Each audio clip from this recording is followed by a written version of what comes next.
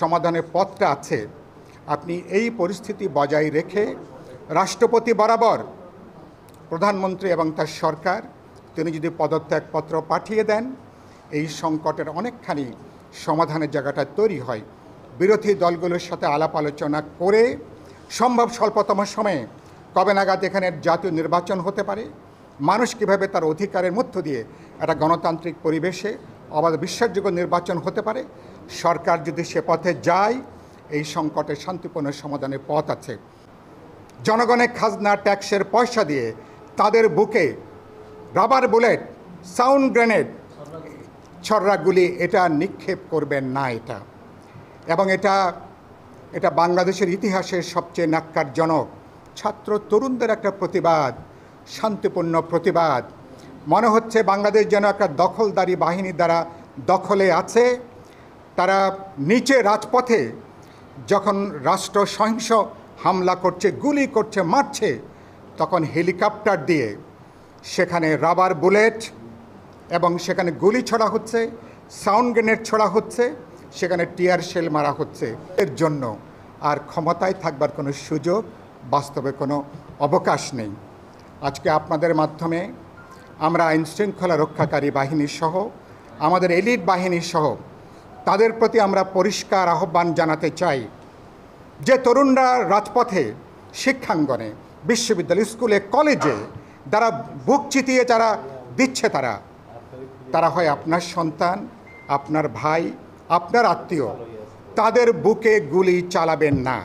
খেয়াল করবেন, গতকালকে মার্চ ফর ডেমোক্রেসিতে বাচ্চাদের সাথে যখন মায়েরা যুক্ত হচ্ছেন, পুলিশ যখন আক্রমণ করছে, মা এগিয়ে আসছেন, যখন পুলিশের প্রিজন ভ্যানে বাচ্চাকে যখন তুলে ধরছেন, মা তাকে ভি চিহ্ন দেখাচ্ছেন, মা সেই ছোট বাচ্চাকে, কিশোরকে ভি চিহ্ন দেখাচ্ছেন। আমার বাচ্চা, আমার ছাত্রী পুলিশ প্রিজনের বুকে বুক চিতিয়ে যেভাবে দুই হাত দিয়ে তাকে সে প্রতিরোধ করার চেষ্টা করছে, তার ভাইদেরকে সেখান থেকে নামানোর চেষ্টা করছে, এরকম দৃশ্য বাংলাদেশ কখনো আগে দেখেনি। আজকে সকল গণমাধ্যমে এটা প্রকাশ পেয়েছে। এই আন্দোলনে এখন ছাত্রদের পাশাপাশি আমার তরুণ, যুবক, অভিভাবক, শিক্ষক, আইনজীবী, সমাজের নারী, সমাজের সংবেদনশীল, এমনকি সাংবাদিক সমাজ, যাদের পেশাগত দায়িত্বশীলতার পাশাপাশি যারা দেশপ্রেমের দায়িত্বশীলতা উদ্বুদ্ধ, তাদেরও একটা নৈতিক সমর্থন আন্দোলনে আমরা দেখছি। তার মানে আমরা আশা করছি এই আন্দোলন অচিরেই এই সরকারকে বিদায় নিতে বাধ্য করবে। আমি শেষে যেটা বলতে চাই, সংকটটা রাজনৈতিক, সংকটটা রাজনৈতিক সমস্যা সমাধানের জন্যে আমরা পরিষ্কার করে বলেছি যে আপনারা আর একটা দিন এই সরকার বেশি থাকা মানে হচ্ছে দেশের অর্থনৈতিক দুর্যোগ। 1 বিলিয়নের বেশি নাকি প্রতিদিন নাকি দেশ নাকি লস হচ্ছে, জীবনহানি, মামলা এবং সেখানে খুন খারাপি।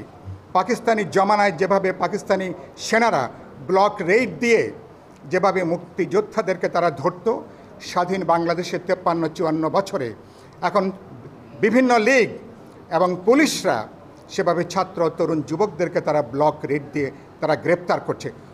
এটা পরদেশী কোনো বাহিনী ছাড়া নিজ দেশের কোনো বাহিনী, নিজ দেশের কোনো সরকার তার নিজের সন্তানদের বিরুদ্ধে, তার নিজের নাগরিকদের বিরুদ্ধে একটা দখলদার সরকারের মতন এ ধরনের আচরণ কেউ করতে পারে না। আমরা বলতে চাই, অনেক হয়েছে, এবার এইসব তৎপরতা আপনারা বন্ধ করুন। সরকারকে আমরা খুব পরিষ্কার করে বলতে চাই যে আমাদের বাহিনীগুলো কোনো ভাড়াটিয়া বাহিনী না, এদেশের তারা বাহিনী।